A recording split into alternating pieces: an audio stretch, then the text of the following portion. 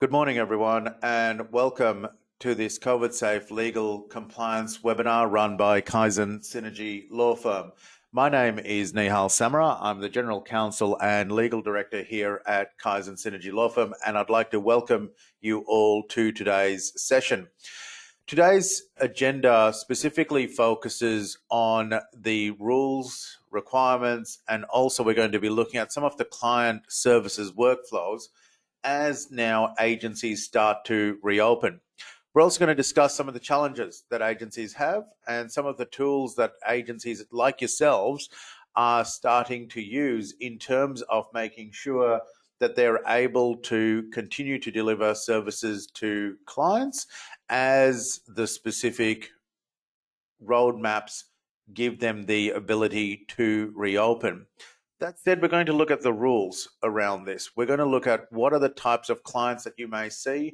We're going to discuss some of the categories of types of clients and broadly those that are vaccinated, unvaccinated, exempt, or those that may be COVID positive as well too. What does that actually mean for your agency, and how and what do you need to do and when?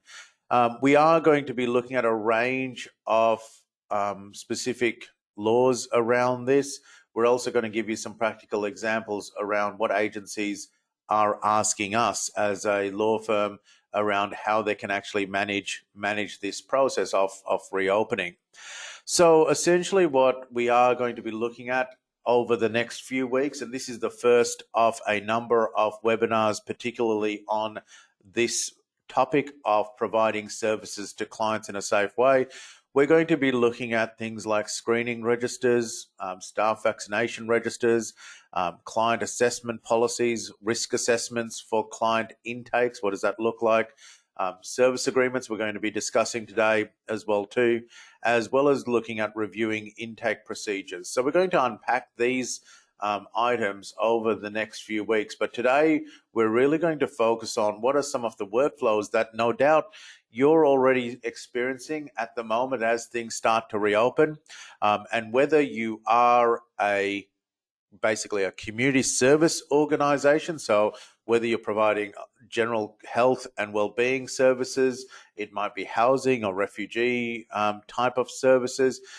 We've supported also religious groups as well too. So whether you might have congregations starting to come back as well, whether you provide food bank type services or the likes, all of these types of works within the community services sector is something that you're going to need to carefully consider.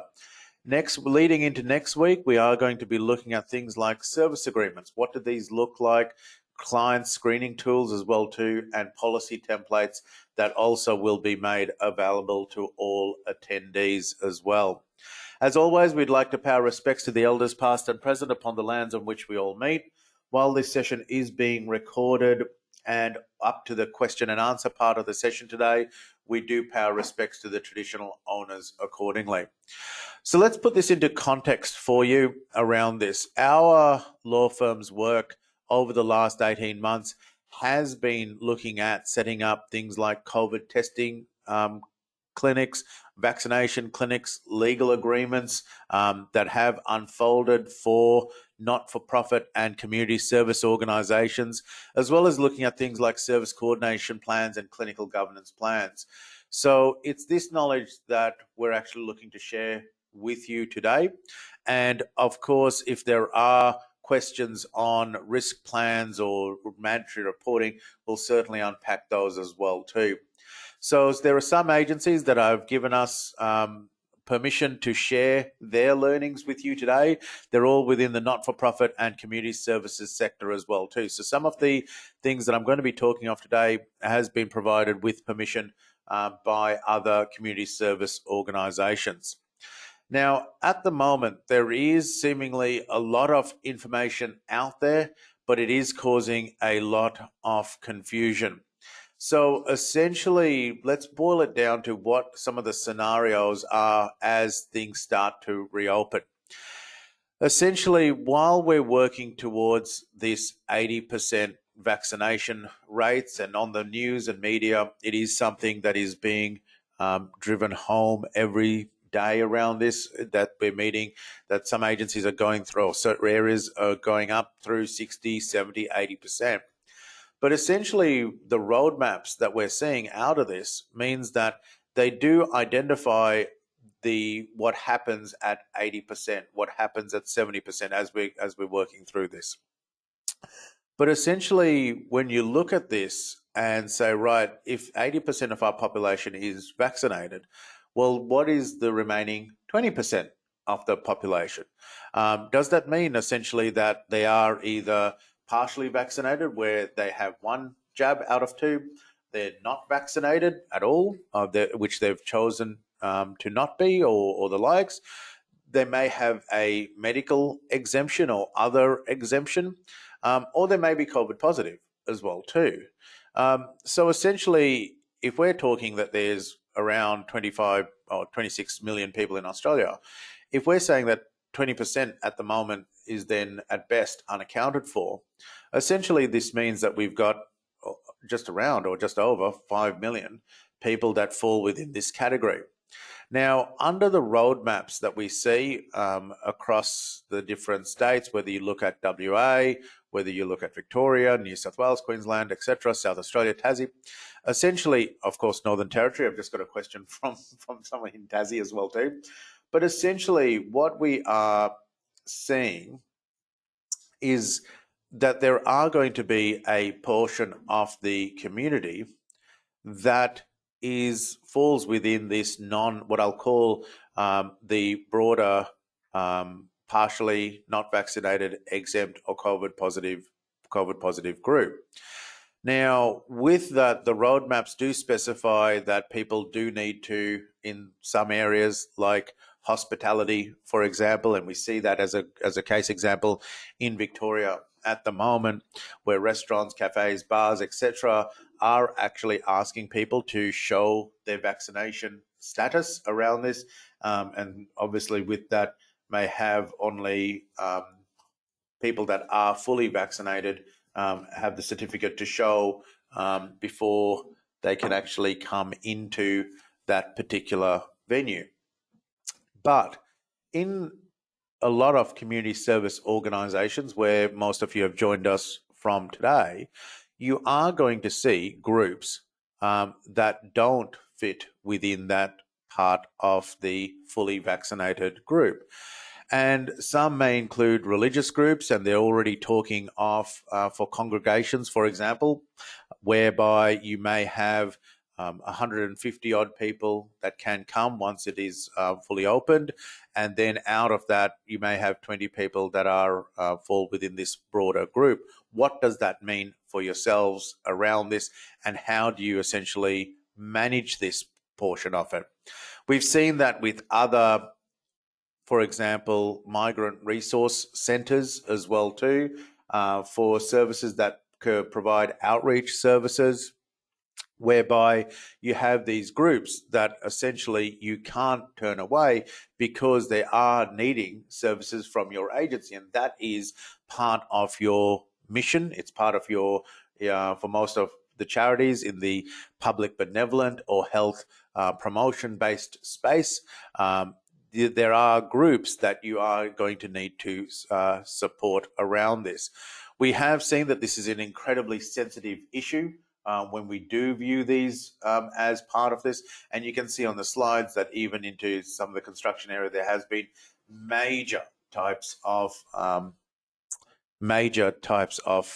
protests around this issue as well too. Essentially, I do ask that if people have questions around this, by all means use the questions panel. We are going to be addressing each of the questions as we go through the webinar, and also at the end of the session we'll also open it up for questions that people might have, and more than happy to stay online and continue to answer any questions that people come up.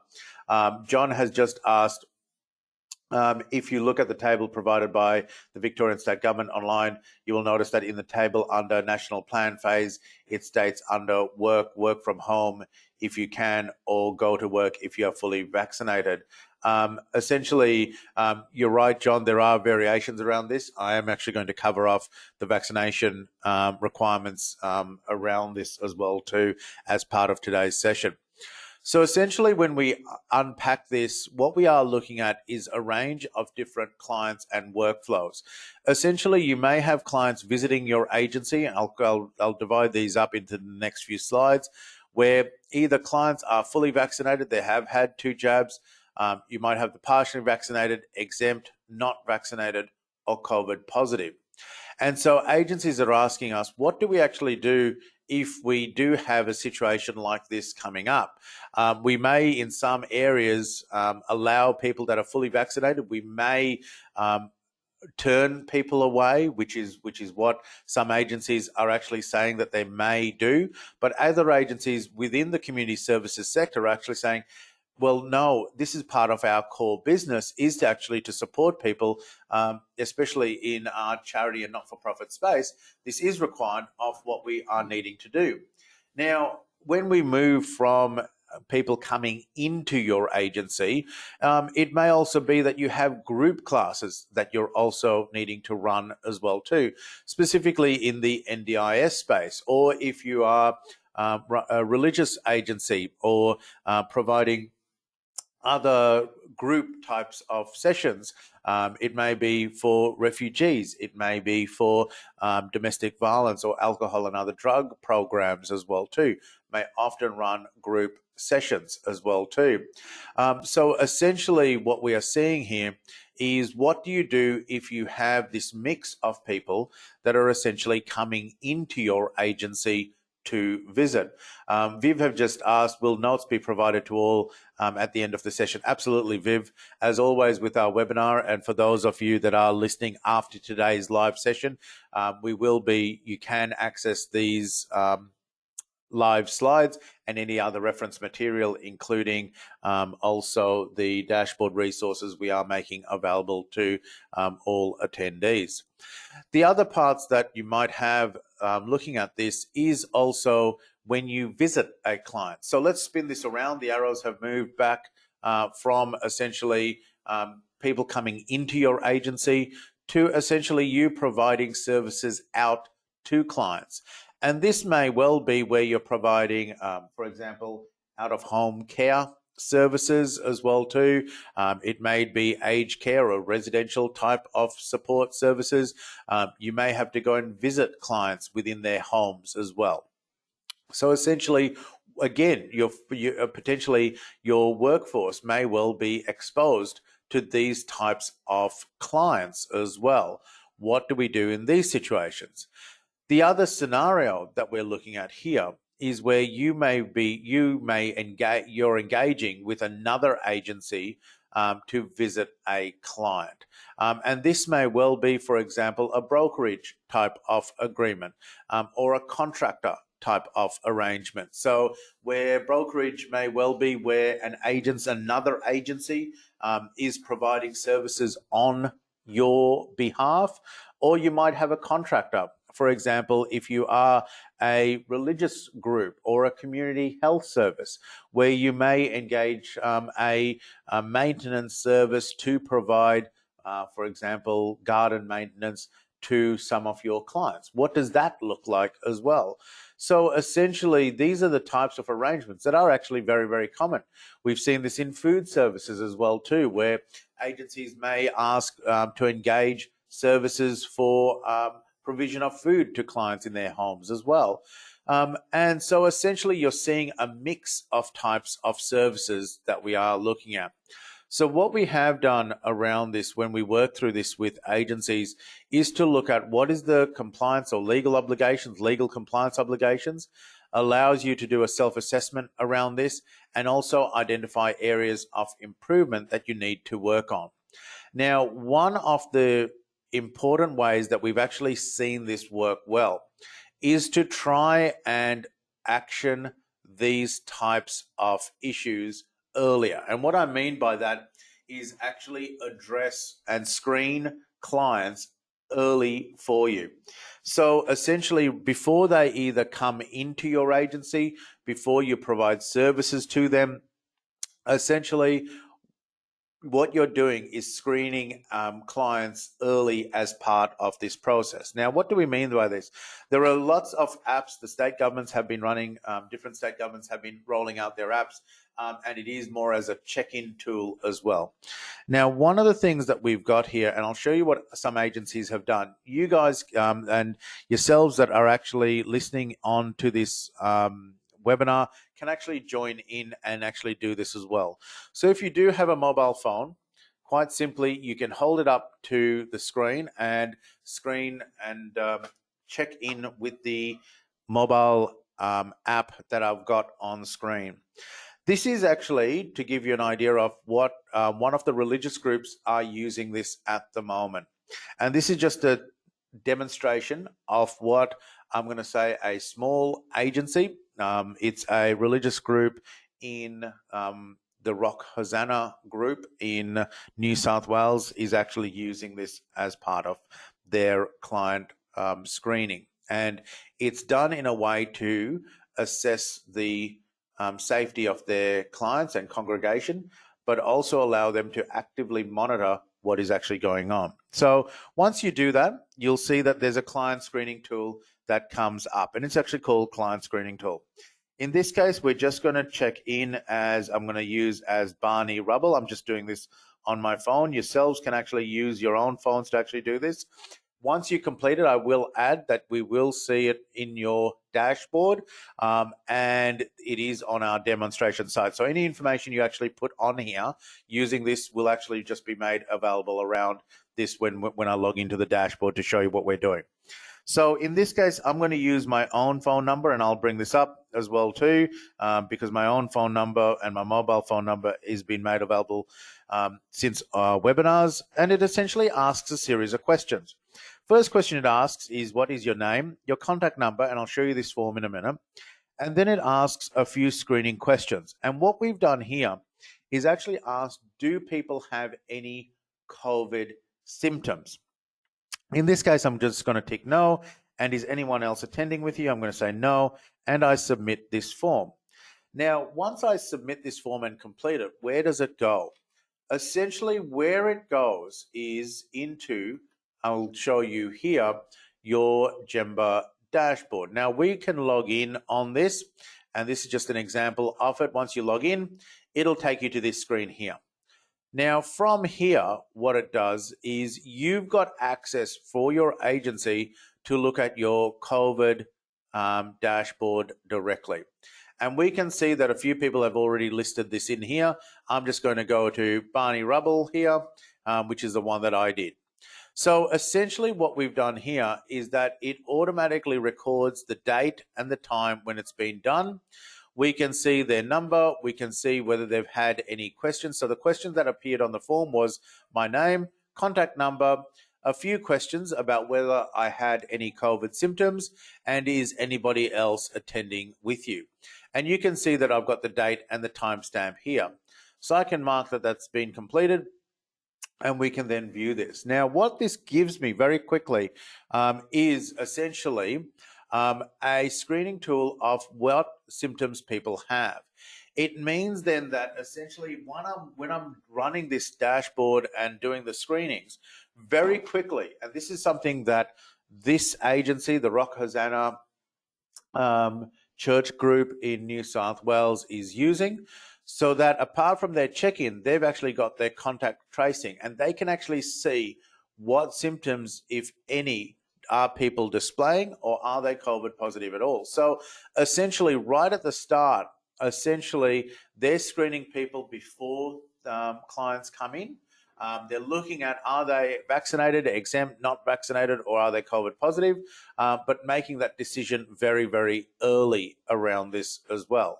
So essentially, even if people are, and under the roadmap rules, in this case, because they're a church, as roadmaps open, they do have the ability to look at different, whether people are fully vaccinated or partially vaccinated or the likes, then essentially this is coming in as part of the assessment form as well too.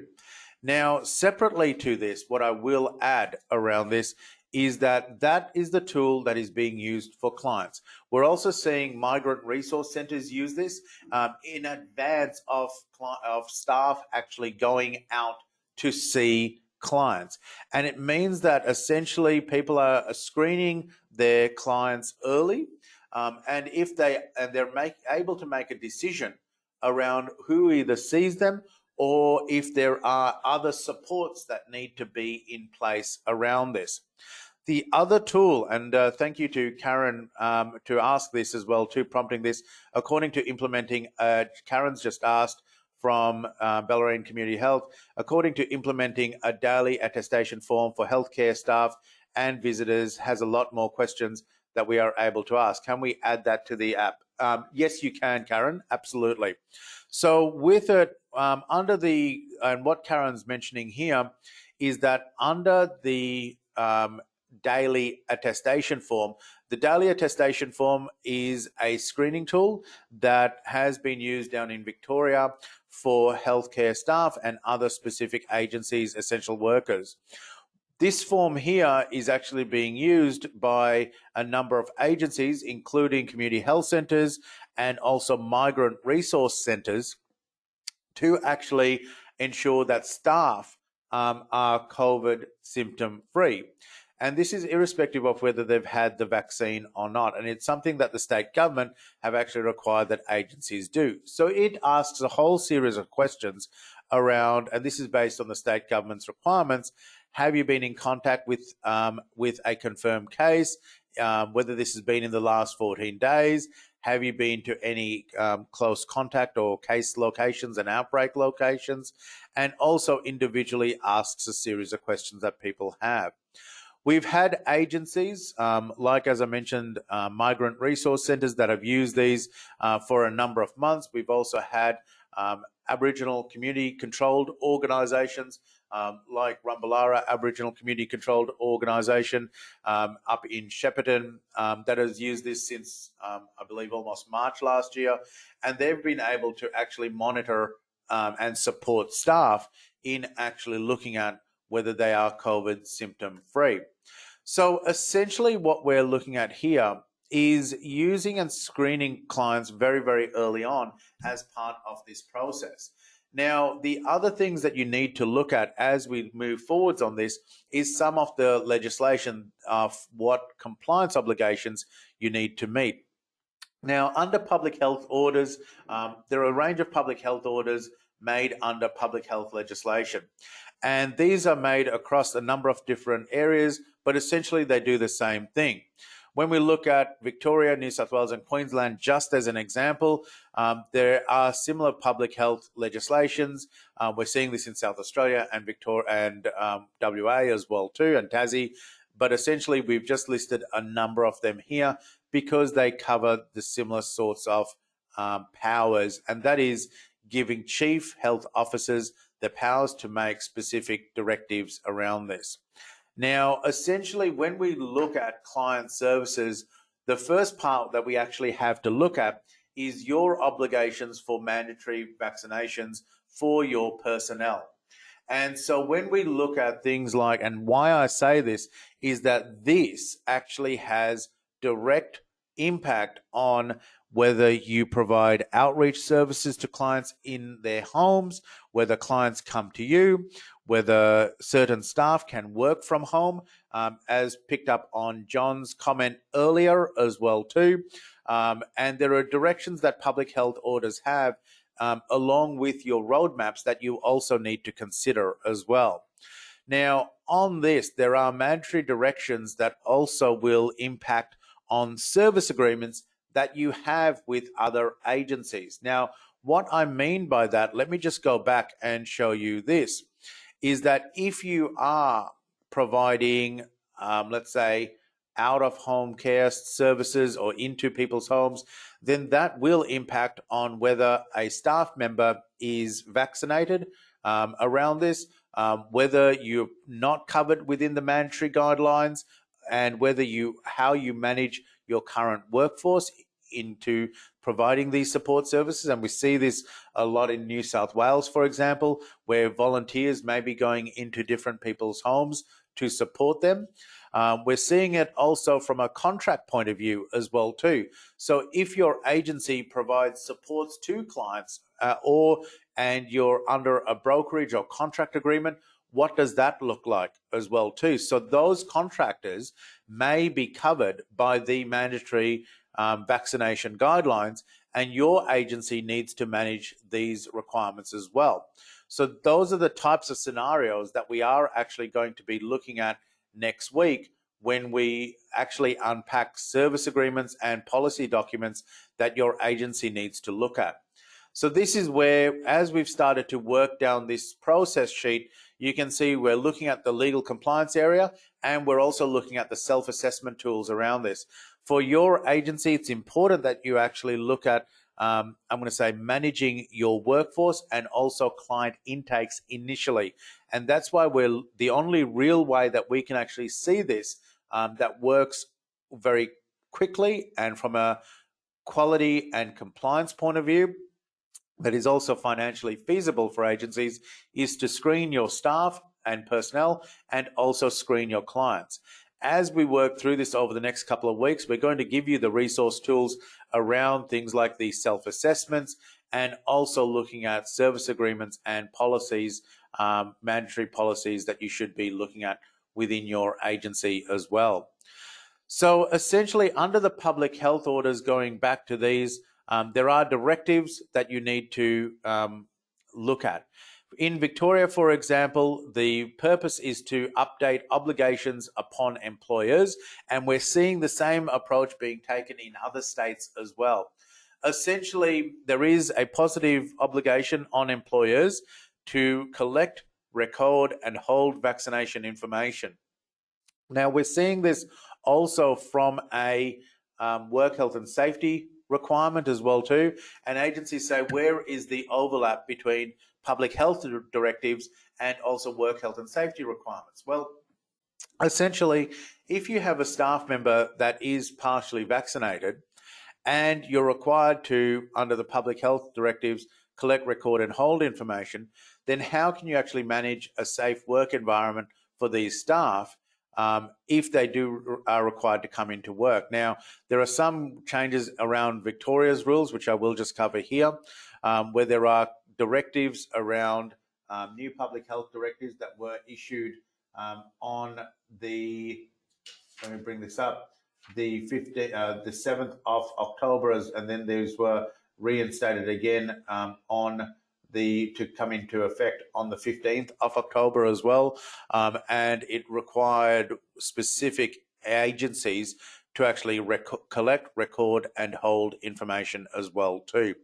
It also meant for some agencies that were working in the food industry space as well too, that they actually brought the date forwards around this to the 22nd, being only a few days ago around this as well too. So essentially, anyone that was considered to not have given you this information was considered to be classified as unvaccinated, even if they had the vaccine. So essentially, staff or personnel that were vaccinated but refused to give their employers their vaccination information must be treated as unvaccinated as well. So essentially, with this, there are substantive fines for not following these requirements. Now, why are we talking about this here? Well, we're talking about this here because when it comes to client delivery of services, essentially, if you're delivering services under contract or through a brokerage type of agreement, then you need to be able to manage these requirements by agencies as well.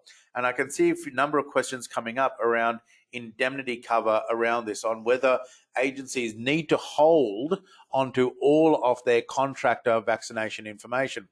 Essentially, what we have done is provide notice letters that have instructed agencies to say, for any of your brokerage or client agreements, it might be even people providing maintenance services or security-based services as well too, then essentially it does, well, what we have said to them was essentially have an agreement that asks the agencies that they can confirm that with you.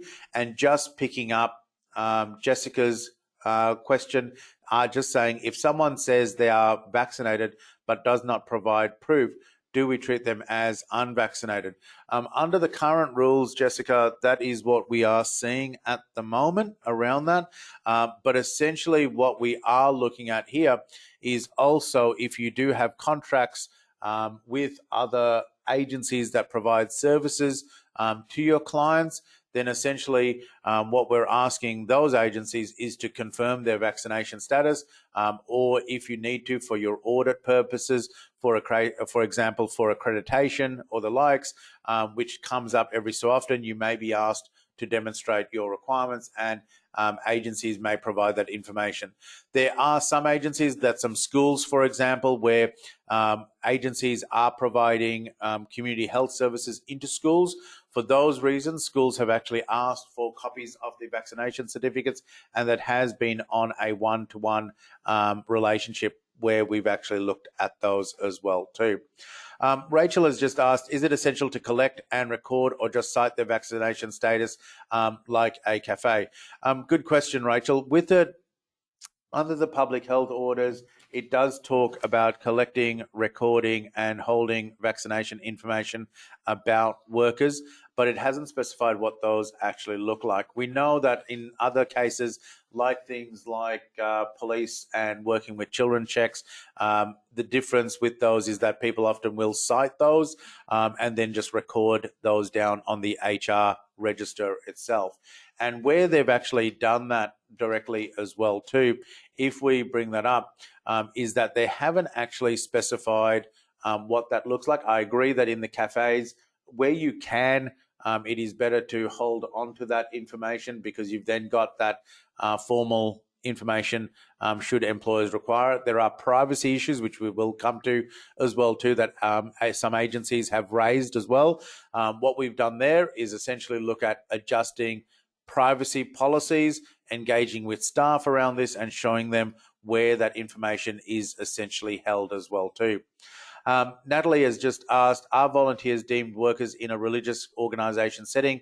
For them to remain a volunteer, they also need to be fully vaccinated. That's a good question, Natalie. Look, when we've looked at this with other religious groups as well too, there are some agencies that have said, look, we do have some volunteer staff where they provide only financial or administration support. They don't come into the office at all, but they may come into the congregational groups. So they may come as a visitor, but not a worker, so to speak, as well. With those, we have looked at it much more broadly, Natalie, for a lot of the religious groups. When we have, I'm going to say, unpacked it, we have seen that from time to time they may come in as part of the pastoral teams as well too. Then essentially, that's where we are seeing that there is a need for them to provide their vaccination status as well too. And that includes also picking your next question up, are volunteers deemed workers? For example, where for them to remain volunteer, they also need to be fully vaccinated, or for example, e.g.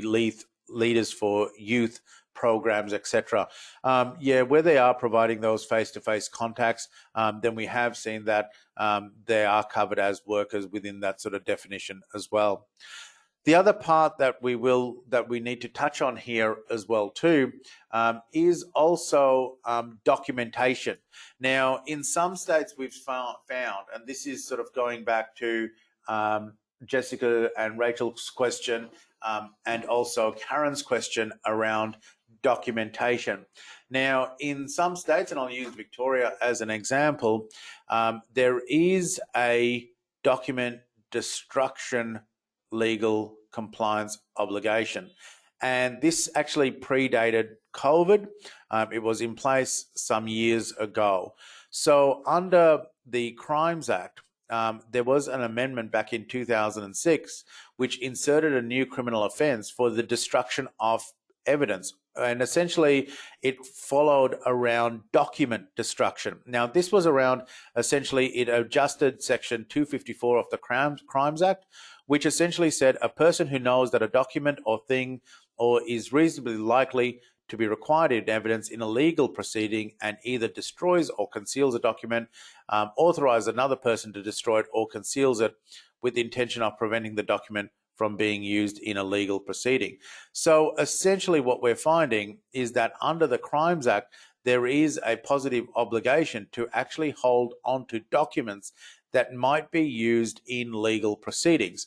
Now, when we looked at this, this was a number of years ago. A document could be as broad as used when we talk of legal proceedings to discuss those. That could be a civil court, criminal court, arbitration, inquiry, work cover case, for example. All of those are legal types of proceedings as well. And essentially, this covered broadly even things like post-it note, photos on phones, all kinds of stuff. So essentially, there are also additional requirements for document management, which clearly would cover things like vaccination certificates as well too, of what we're looking at here. So this is why when we're looking at workplace fines around this, when we've jumped back onto your GEMBA dashboards, we've said, and a lot of agencies have asked us around this, how do we document some of our vaccination information when we're talking of client workflows and requirements? So essentially what you'll find is that in your HR module area on your GEMBA dashboard, when you click on this, you can go, for example, to My Info. And on this, we're going to log in and we're going into adding a new requirement here. And we have the registers that you can then add in. And so we can add in, for example, let's say I'm vaccinated here. I've got my vaccination date as let's say I did it on the 1st now. And the expiry date, we're simply going to make the 1st, 2022 next year. And when I save that, what I've got here is my vaccination status that I can view here. With it, it means that a month before the expiry date, it'll actually send me out a reminder and say I need to go and get my booster shot as well too, because we see already that you would have seen it on the news that people are already talking about booster shots and how agencies need to manage this information. So essentially on here, some of the tools that we're just going to show you around this is around managing your reports as well. We've got this essentially sitting on your HR module. You can also run your reports as well too, and get your reports for your volunteers, members, and also employees that you have. So essentially the three areas that we're speaking about at the moment around screening tools is around your contact tracing form for your clients. You've got your COVID daily assessment form for your personnel and staff, and you've got your vaccination registers. And we're going to start building off these over the next few weeks around this for your agencies, and looking at also service agreements as well. What we're finding in similar areas around, for example, New South Wales, where they are looking at defined LGAs, and these have slightly changed over the last few weeks as things have opened up. But essentially, there are requirements around travel registrations, medical exemptions for medical reasons, etc. And we've been working with education providers and disability agencies in New South Wales. But essentially, it covers off that workers in certain LGAs must meet their requirements. We're finding also in Queensland as well too that the public health directions for mandatory vaccination doesn't actually apply to everyone. However, it has been broad enough to cover different workers in different sectors as well. I will add that as part of this, just to finish off and today's initial introductory session, that there is an overlap between the public health directives and also occupational health and safety laws. There are extended obligations on employers under occupational health and safety legislation that really must be considered. There is an obligation on employers and employees to ensure that the workplace is kept safe as possible from COVID, and this may include mandatory vaccinations for employees. It may also be that when we look at workplaces, that the definition of a workplace may include a client's home if you're providing out-of-home care and the likes, or outreach work, group classes, etc. All of these may well be defined as a workplace. When we've looked at occupational health and safety laws, we're also finding that employees can be defined as a person, a contractor, a partnership, an unincorporated organization, a franchising operation, or not-for-profit organization. So this is where, when we look at some of the mandatory vaccination rules, you can see that under Occ Health and Safety, it actually extends the obligations under public health orders. And that is something that your agency needs to be aware about. So there are clearly legal obligations placed on employers and employees. In summary, these obligations require both employers and employees to do all that is reasonably practicable in relating to setting up reasonable measures. And the reasonable measures that we've looked at around this is to look at screening your personnel, screening your staff, and also ensuring that you maintain adequate HR registers for your agency. And you will have access around these to your COVID safe forms, daily assessment, and also HR modules that you can view as well too. As I've mentioned around this, we are going to be taking apart the responsibilities over the next couple of weeks to look at things like policy documents, client intake policy documents, and also specific individual checklists that your agency can use, all the way up to your Board of Governance reporting. These will cover things like, and we will unpack these further as we look at how to screen clients for your agency, group sessions and policies required around those. And also, if you go to visit clients, who you need to, if you do see things like a not vaccinated or COVID positive client, how do you manage that with the local health service, and also where agencies are providing those services, transferring risks to those agencies. We will also be looking at things like client risk assessment registers. And for those of you that have started to look at these, you will find these under the risk assessment tools, and essentially looking at risk assessments and working through these within your agency on how to actually manage these and mitigate your risks, and also create the board reports for your agency as well too. And you will find that on your Gemba dashboard when you log in. As part of that, we will also be looking at specifically the how to avoid penalties, and also your mandatory vaccination requirements as well too. Essentially, Rachel has just asked, there is no expiry date on vaccinations. Are you suggesting a year from the double jab date? We are, Rachel, around that, particularly based on current guidelines that we are seeing. And the reason that we've taken that in to account is to look at booster dates as well too. Essentially, all premiers in all the respective states around the country have suggested that these types of services and HR vaccination requirements will be going into 2022, even after we reach the 80% marks and the other requirements as well too. So essentially, we've just defaulted that to the first for a year to date as well, but you can set that if you like as well. So just going back to that, if you wanted to change the year to date when you look at it, and I'll just bring this up here for you. If I go into, let's say, this area here under the tabs, and I want to actually change this, I can just click on this and actually make the change to something shorter as well. Essentially, all agencies that we've been advising has been just run this as a year to date until further changes are being made around that as well.